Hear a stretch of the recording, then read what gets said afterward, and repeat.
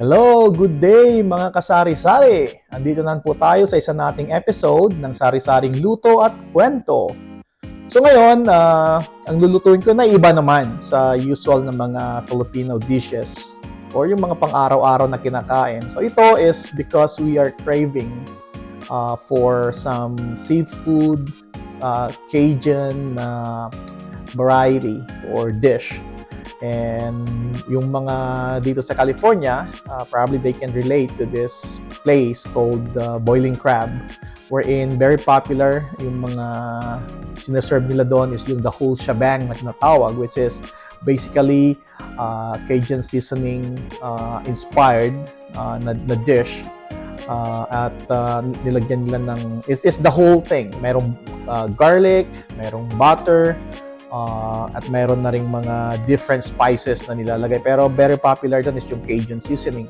So, this time, ang sa aking version naman, of course, may iba dahil I'm not using mussels or clams to that specialty. So, ang gagawin ko po, ipapakita ko yung aking version and samahan nyo po ako. I'll let you know itong mga ingredients and let's start to cook, okay? Mga kaibigan, so ito na po yung ating mga ingredients sa aking gagawin na the whole shebang seafood dish natin. Ang tinatawag ko dito, the whole shebang kasi everything is on it. Yung mga different na spices natin. So una, of course, hindi mawawala yung mga seafood natin, which is sa akin, gagamit ako ng crab. It's a good size na crab to. Cook na siya. And then, of course, shrimp. Devein na rin tong shrimp. It's a good size too. Of course, gagamit din tayo dyan ng sweet corn. Iba po to yung sa Pilipinas kasi dito sa States, ito po yung karamihan sa ginagamit namin sa mga nilaga. Ito po kasi yung klase ng corn na nakukuha dito or very available dito sa States. Sweet corn ang tawag doon. Of course, 3 pieces of lemon. Galing sa aming garden yan, aming backyard. Potatoes, bite-size na potatoes yung ginamit ko dito. And of course, sa dish na to, hindi mawawala yung mga sausages. Ang sa akin, I want variety. I want 2 different flavors ng sausages. So, meron akong kielbasa dito. Preference nyo po. So, ibig sabihin, you can get your own sausage, favorite sausages, kung saan nyo nabibili. Pwede nyo gamitin yon. Ang sa akin lang is, ang ginamit ko dito is, of course, yung kielbasa. This one, the darker sausage. And the other one is a Italian sausage. Kinuha ko po yung mild kasi meron siyang variety na sweet, mild, and hot or spicy. So, ginamit ko po yung mild para hindi masyadong manghang para sa mga bata. And of course, you need to be generous with your garlic kasi ito yung nagbibigay ng flavor sa ating lulutuin ngayon. I have also here paprika. Paprika yan. Siguro about 2 teaspoons of paprika. I got also here Cajun powder. So, about 2 teaspoons po ng Cajun powder. I have here garlic powder for added aroma and flavor sa ating lulutuin. Of course, gagamit tayo ng butter. I have here unsalted butter. I prefer unsalted para later on we can adjust with the taste, with the flavor ng ating lulutuin. For magbo-boil kasi ako rito mamaya ng shrimp. So when I'm boiling my shrimp, I'm gonna add flavor to the water at ito po yung aking gagamitin. It's called Creole seasoning. So, kung wala po kayo, another good substitute for this is basically yung Old Bay. I will be mixing Creole. Kung wala po kayo, Old Bay is just fine. Old Bay here in the States is very common. Madali yung hanapin to. And this is basically a very good seasoning for seafoods. So, ayun. And I think, for a little kick, I will just be adding a little buffalo sauce to the sauce later on. So, magbibigay lang ng konting kick or anghang sa ating lulutuin. And of course, preference nyo rin po kung lalagyan nyo ng brown sugar or a little bit para lang mabalance ng konti yung alat or the too much spices later on. I will be adding brown sugar as well, about a teaspoon lang, just to balance the flavor. And basically, ito na. Pwede na tayong magluto. So join me at atin nang lulutuin ang the whole shebang seafood dish na to. Ayan, mga kasari-sari. So, ang una is magpapakulo tayo ng tubig para sa ating shrimp. So, yan, makikita nyo kumukulo na. Pwede nating ilagay itong ating Creole seasoning or Old Bay seasoning. So, about siguro 3 tablespoons ang ilalagay natin dito. Yan.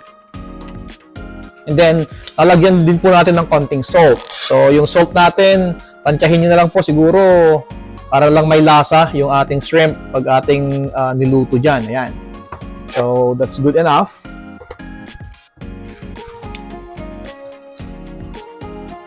Ihalo lang po natin para ma-dissolve yung Creole seasoning powder. Yan. At ilagay na po natin dyan yung lemons. So, itong lemons na to, lalagay ko lang ng buo.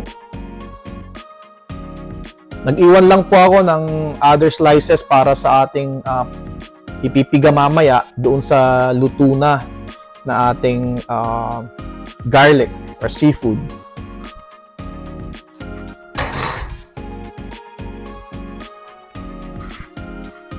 So, we're just waiting for it to boil.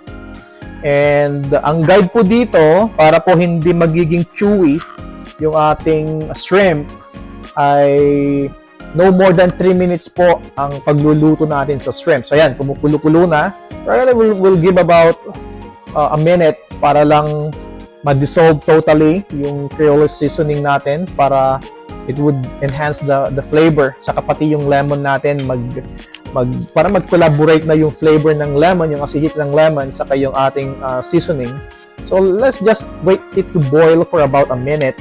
And then, pwede nating iluto yung ating mga shrimp. So, hindi ko na po tatakpan para mas po yung hindi siya yung mag-produce ng too much bubbles or scum later on. So, we're just gonna wait until we clearly see that it's boiling. Ayan, kita natin. Medyo kumukulo-kulo na. Ready lang po natin yung ating shrimp.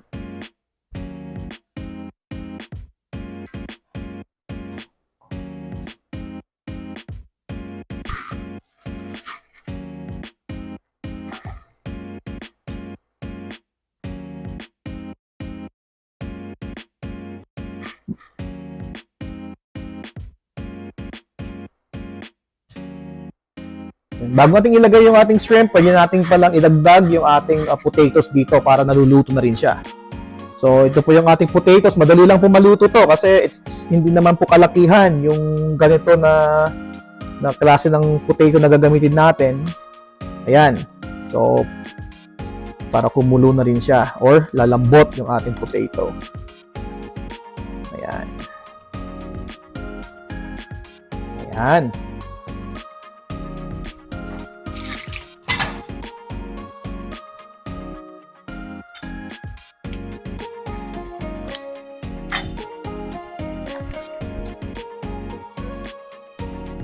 Ay mga kaibigan, we can start now cooking our shrimp. So, no more than 3 minutes po ha. So, kung may po kayo, timers, i-timing nyo lang po yung ita-time natin yung pagluto ng shrimp. So, yan. About 3 minutes. Yan. Dagdag tayo. So no more than 3 minutes para hindi siya, saka madaling pag in this process, madali rin po na alisin sa kanyang shell. Hindi na po, kasi kung ma-overcook yung ating shrimp, nako, kakapit po yung shell sa laman. So ito po, kikita nyo, it's just tamang-tama lang po yung pagkakaluto niyan later on. Kasi igigisa pa siya natin sa garlic, saka garlic and butter later with the Cajun seasoning. So ayan, 1 minute. So no more than 3 minutes. So I think 2 minutes will be fine. About 2 minutes should be fine.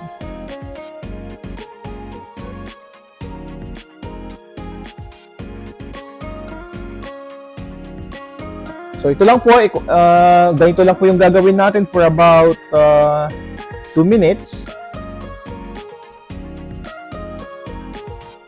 Hanggang maluto po lahat natin yung ating shrimp.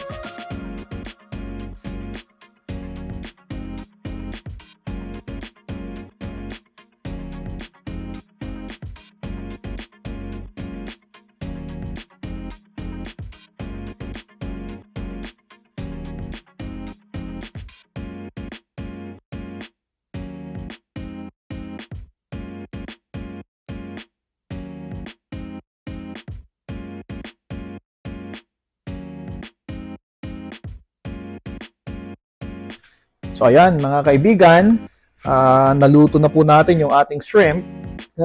Isusunod po natin dyan yung ating crabs.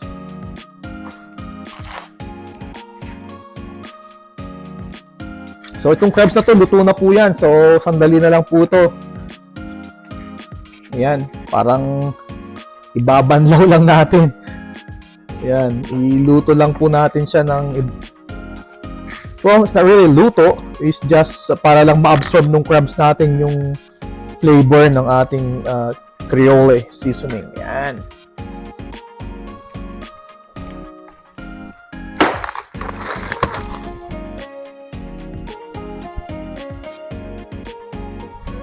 So, siguro, hintayin lang po natin yan mga a minute or 2. At pwede na rin po natin siyang hanguin. Ayan. Para lang magkalasa yung ating crab. So, ito po ito lang po yung choice ko. Pero usually, ang ginagamit ng iba is dinadagdagan nila yan ng tahong or mussels or yung Manila clams. So, yun, pwede po natin idagdag dito. Minsan, scallops, nilalagyan po rin nila yan.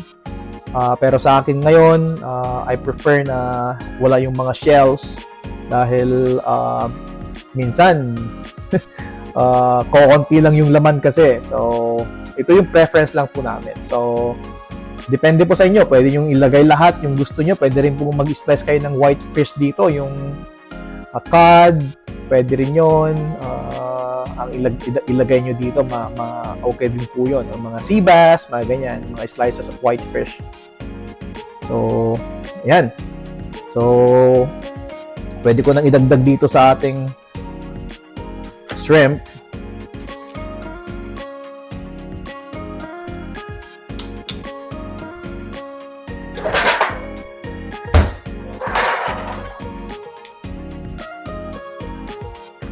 Yan, bango. Yan, natin dito.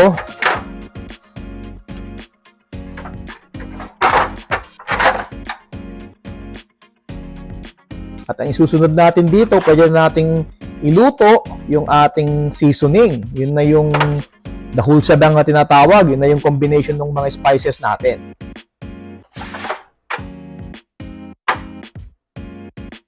Ayan. Kita nyo mga kaibigan, andito yung mga potatoes natin, no? Niluluto. So, hayaan lang po natin yan na maluto ng few more minutes.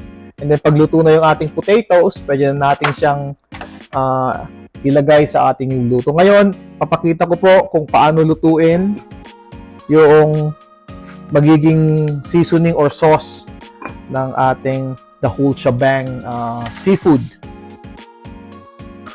Yan mga kaibigan, so dito ihahalo ko lang po yung mga dry na flavorings natin or dry na ingredients natin. So, una, ito yung ating garlic powder.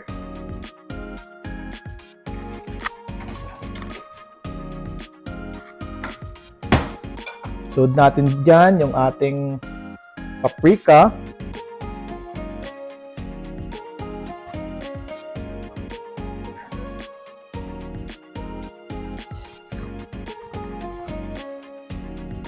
Yan. Ang ating Cajun powder.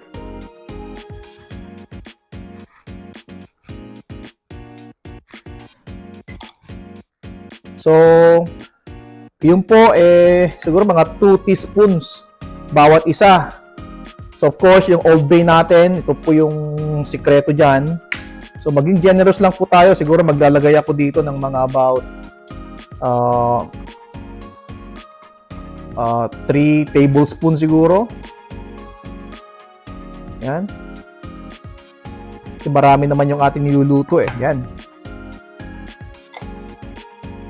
Yung sabi ko kanina, dadagdagan po natin yan ng konting brown sugar.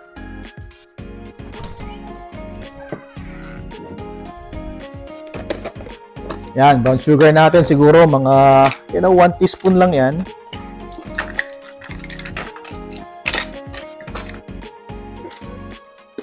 Para lang mabalance yung flavor. Ayan. Gawin natin 2 teaspoons. Yan. Kasi ayaw din naman nating maging matamis yung ating Cajun seasoning. Yan, mix lang po natin.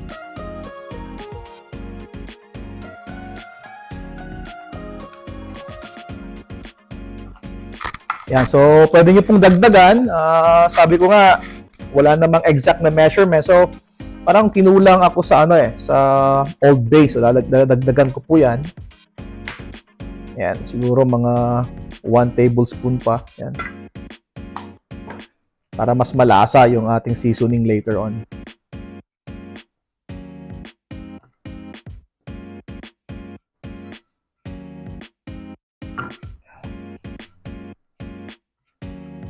Yan. So, ready na tayong magluto. Yan, mga kasari-sari. Pinapainit lang po natin yung ating lutuan. Then, maglalagay po na tayo ng about 3 na, anong size ba to? 3 ng butter. Okay.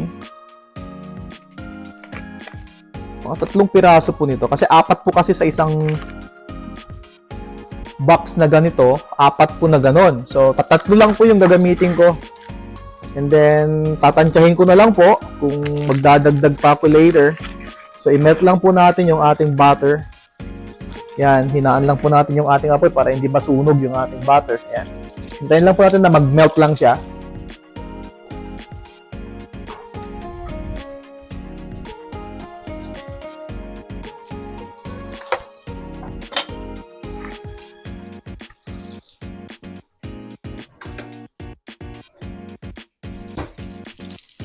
Yan. Kasi para lulutuin ko, para ma-coat niya lahat. Ang importante kasi dito, dapat ma-coat mamaya ng ginagawa natin na seasoning or para sa flavor natin, sa pang-flavor natin sa ating seafood. Ma-coat niya yung ating crab, saka yung ating shrimp. Ayan, di ba?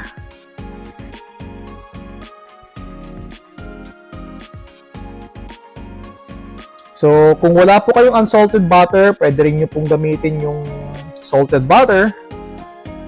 Depende po kung anong available na lang sa inyo. Availability po yun, ang importante, di ba? So, sabi nyo, wala naman ako niyan. Pwede yung salted butter. Ayan.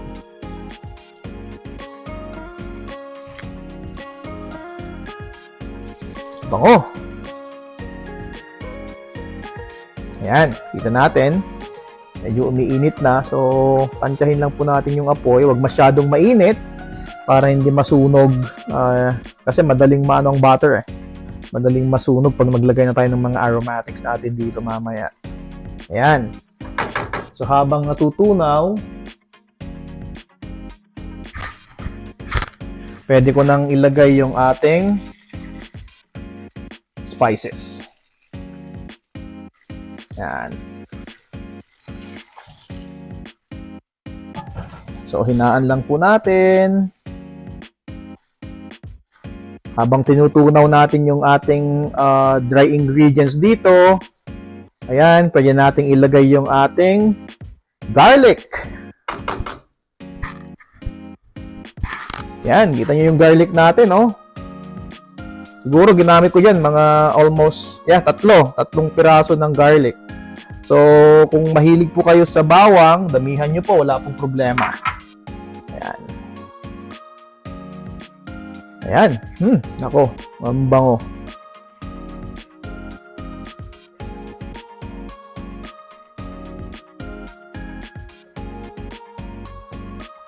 Ito naman po, hindi natin kailangang i-toast yung ating garlic para lang po mag-mix lang, mag-collaborate lang yung flavor ng ating bawang saka sa seasoning na ginamit natin, yung mga spices kanina. This is yung paprika, yung Cajun powder, saka yung Old Bay seasoning natin. Ayan, nakikita nyo naman. So, tansyahin lang po natin yung apoy, hindi masyadong malakas. Ginagawa ko po yan, lalagyan ko rin po yan ng ilalagay ko po yan yung meat natin, yung sausages natin. Ayan. So, ito po yung sausages natin. Para lang, magkalasa. Habang naluluto yung garlic, pwede nating ilagay. Pero naboil ko na po yan kanina. Naluto ko na rin po yan kanina. Yung ating sausage sa pre-cook na po yun. Niluto ko lang po siya sa mainit na tubig para just in case na walang, kasi karne yan it's a meat. So, gusto rin natin yan na hindi siya hilaw. Kasi ang gagawin natin mamaya, iluluto na lang po natin yung ating mga seafood kanina dito na niluto na rin natin. So, yan.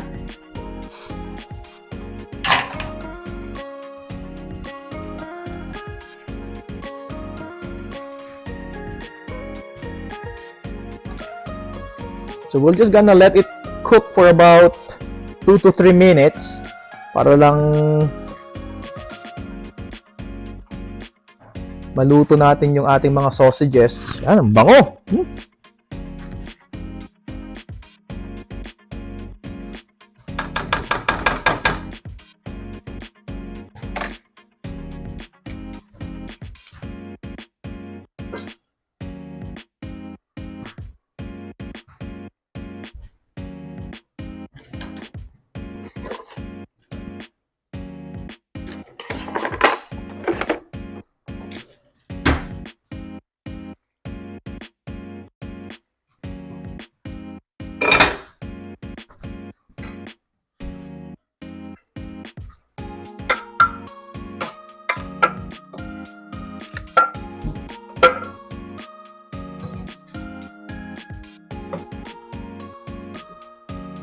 Ayan, titek po lang natin kung luto na po yung ating potatoes dito. Ayan, luto na yung ating potatoes dito.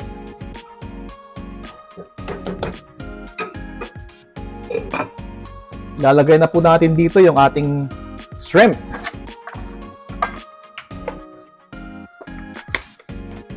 Ayan.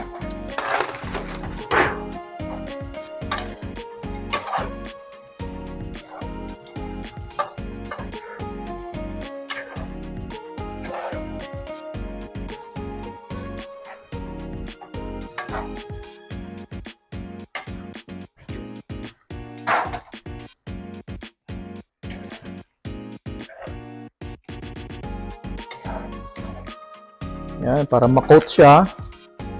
Lagyan na rin po natin yung ating crabs.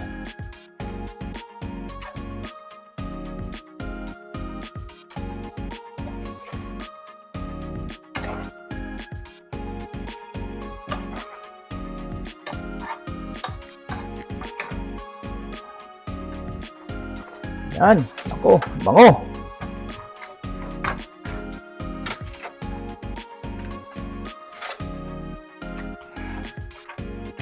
Yan.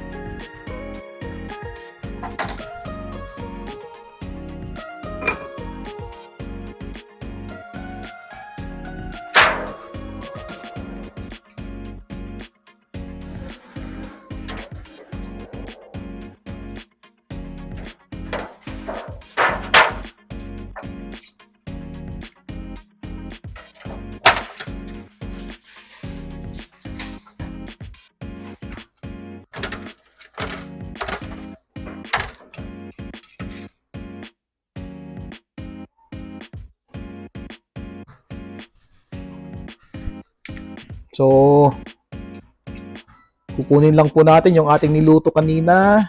Ayan. Na potatoes. Saka corn. Ayan. Ayan mga kaibigan, mga kasari-sari. Kita nyo, luto na yung ating the whole shebang. So, lalagay ko na lang po ito. Shrimp natin.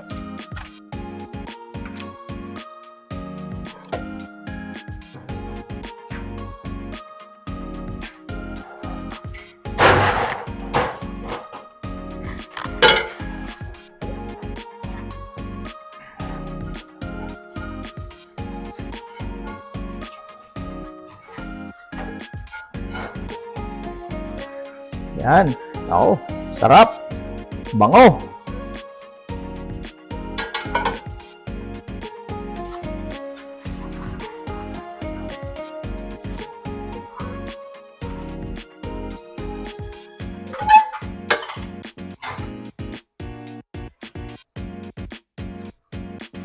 So, ito po.